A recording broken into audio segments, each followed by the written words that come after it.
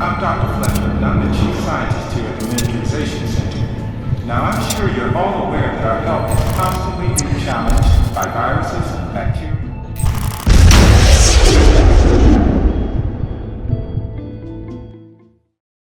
We love talking about abandoned Disney things, and it's hard to imagine that there are so many attractions, props, and vehicles left to rot. Today we'll be talking about another 5 things that were abandoned by Disney, but we have an awesome bonus for you. We've partnered up with Amino again to share another 2 rare abandoned things using their new Stories feature. These stories don't expire like others, and we'll be using them to tell you about these 2 more interesting attractions that were forgotten. All you need to do is search for our profile at Fastpass Facts, follow us, and turn on notifications by hitting the bell icon. So, as soon as you finish watching the video, go check out our second Amino story and find another 2 abandoned attractions by Disney. You should also check out other amazing stories from other users.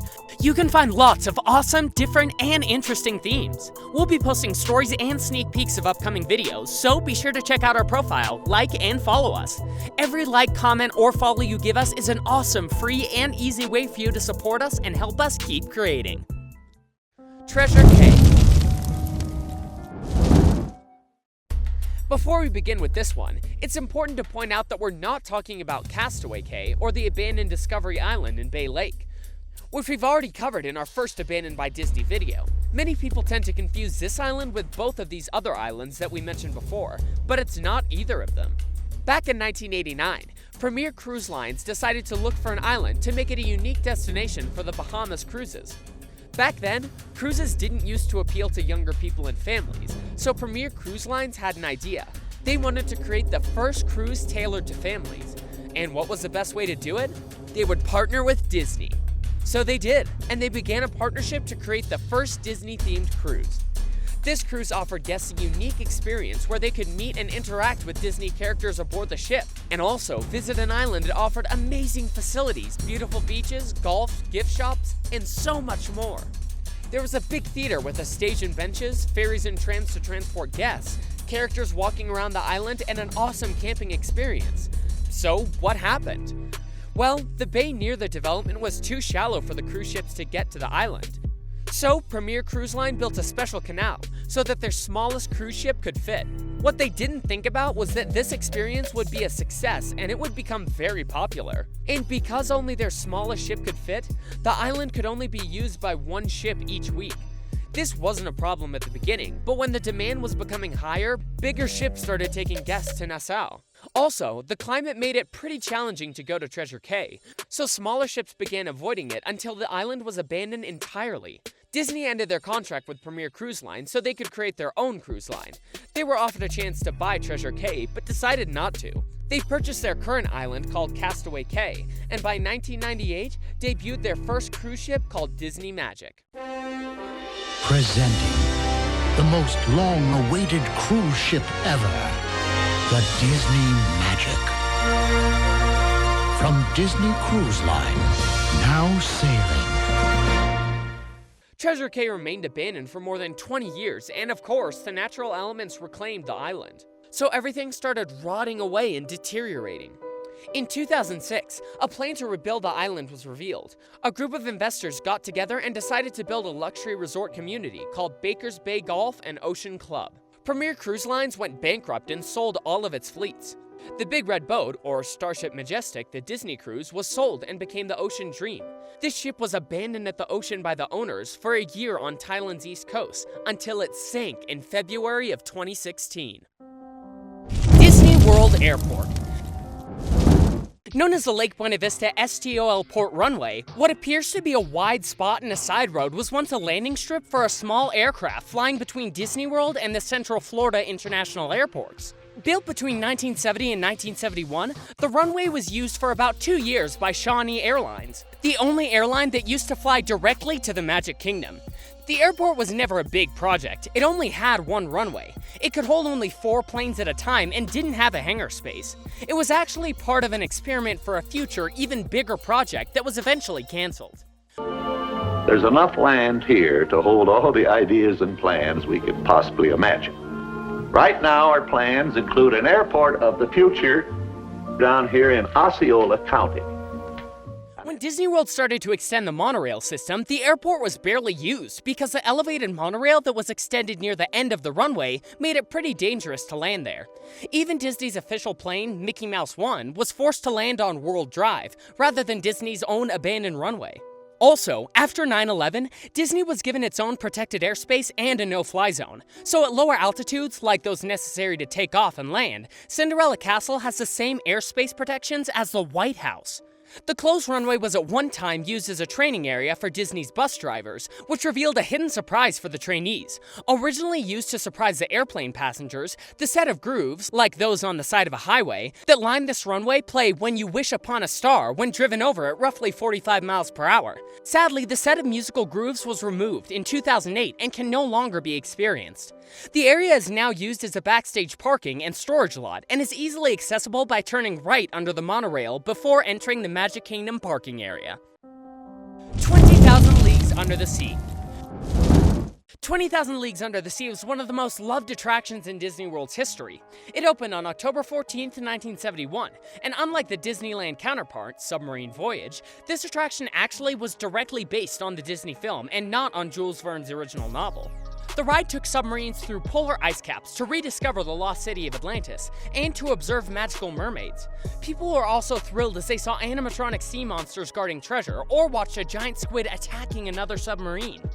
This original e-ticket attraction was a smashing success, but 23 years later, the ride was falling apart. The submarines were leaky and belching out smoke, the malfunctioning air conditioning was causing passengers to faint, the soundtrack was barely audible through the crackling speakers, and the staff was fed up.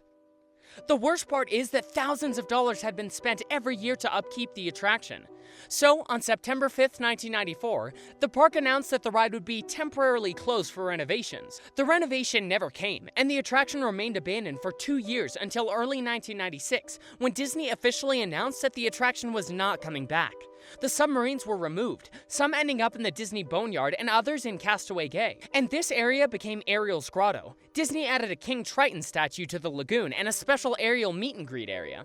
And yes, the submarines were removed, but the sets and animatronics remained abandoned underwater for 10 years, until 2004 when the lagoon was drained, and the animatronics and sets were exposed. Of course, they had a lot of water damage, and sadly, almost nothing could be salvaged. Pooh's Playful Spot was built where the attraction formerly stood and operated between 2005 and 2010, before making the way for the Seven Dwarfs Mine Train as part of the Fantasyland expansion. Epcot Center Omnibus. When Epcot opened back in 1982, it offered guests a special method of transportation that took them through the World Showcase. This transportation was a double-decker omnibus and took guests through the 1.3 miles of the World Showcase Promenade, passing through Mexico, China, Germany, Italy, the American Adventure, Japan, France, United Kingdom, and Canada. These buses were very slow and stopped frequently, and they were terrific if you planned on sitting back and enjoying the World Showcase from another perspective. They were also pretty cool to see and had different colors. Disney didn't consider the double-decker omnibus as an attraction, but as a service. They were actually listed on the same page as first aid, baby services, lockers, and telephones. And sadly, because they weren't considered a real attraction, the buses remain largely undocumented. They didn't even have an official name beyond the generic term World Showcase Transportation painted on their sides. Nobody really knows why they were retired or even when. Actually, some people remember seeing them until the late 90s, but many others argue that they were retired way before. Whatever the case, the method of transportation was retired, but the actual buses weren't. Instead, they served as a stage for a live show called the Junkanoo Bus Show. In this show, a vocalist accompanied by musicians playing drums, bass, keyboards, and guitar entertained guests with lively and loud soca, reggae, and Latin pop, playing on the upper level of the bus. The show lasted for 4 years, and then Epcot introduced Characters on Holiday. During this time, Epcot started increasing the emphasis on Disney characters, and this was a perfect way to do it. In Characters on Holiday, the double-decker bus was decorated with luggage, international flags, and Mickey glove hubcaps, and it would make several stops around Epcot. Characters would like to spend 15 minutes posing for pictures and signing autographs. Guests could depend on seeing Mickey Mouse, Minnie Mouse, Pluto, Goofy, and Chip and Dale. A few other characters would join them, such as Donald Duck, Mr. Smee, Pinocchio, Brer Bear, Baloo, Mushu, Winnie the Pooh, Genie, or Stitch. But then Epcot started using better locations for character meet and greets, and so the idea of using the buses for Disney characters was also retired. And with it, the buses became obsolete and stopped appearing at the park. In 2011, some of these buses appeared on the page trolleybrokers.com, on sale for $400,000. Some were sold, and some were abandoned. Nobody really knows what happened to all the buses. Recently, a few miles away from Disney World, one of these buses was found. The bus is parked and being used as a billboard for a restaurant called Three Sisters. Sadly, we can see that it's not in the best shape nowadays. It's old and rusty and pretty damaged. You can still see the different flags from each country, but the bus is nowhere near the great state that it used to be. But if you look closely, you can still see the Epcot logo on the bus. Body Wars. Body Wars. Get miniaturized for the ride of your life through the human body. Body Wars. One of the incredible wonders of life. New at Epcot Center. When the Wonders of Life Pavilion opened in 1989, it housed a motion simulator attraction called Body Wars. Using the same Atlas ride system as Star Tours, this ride shrunk guests down to show how white blood cells react to a splinter. Going through the queue, guests learned they're team members of a company called Miniaturized Exploration Technologies, also known as MET or MET. Dr. Cynthia Layer, one of MET's employees, was set to shrink down and observe the site of a splinter in a volunteer's finger. For unknown reasons, Dr. Layer could get to the site but couldn't get herself back, so it was up to you to retrieve her. After a few rounds of dermatopic purification, guests are grouped aboard their LGS 250 type vehicle. Once boarded, the ship was moved from the loading bay to the miniaturization room. After being shrunk down by a particle reducer, the ship made its way under the subject's skin, where you could see white blood cells attacking the splinter. As Dr. Layer works, she's accidentally pulled into a capillary. Breaking safety protocol, the captain of your ship, Captain Braddock, steered the ship through a vein past the heart and into the lungs where Dr. Layer is being attacked by a white blood cell. Captain Braddock used lasers to get the doctor free, but this runs the ship's power down significantly. With quick thinking, you're navigated into the brain to use its electrical power to recharge the ship. It makes contact with a neuron and gets enough power to exit the volunteer's body and grow back to full size safely. But Body Wars wasn't without its problems from the very start, however. The constant ebb and flow in the vehicle while in the volunteer's bloodstream left a lot of guests green in the gills.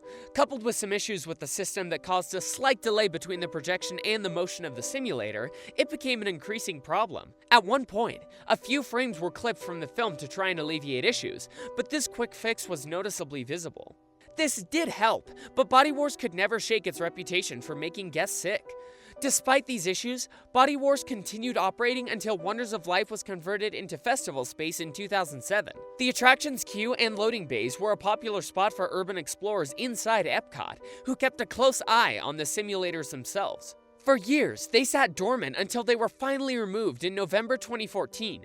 As of November 2016, the queue area had been stripped down. Walt Disney Archives tags were found on the large MET sign and a safety information sign. No one really knows what happened to the simulators in Body Wars, but it stands to reason they're being used for spare parts for Star Tours in Disney's Hollywood studios. We've still got 2 more abandoned things to talk about, and we'll be doing that on our Amino story. Don't forget to check it out and follow us to find out more abandoned by Disney attractions. See you next time.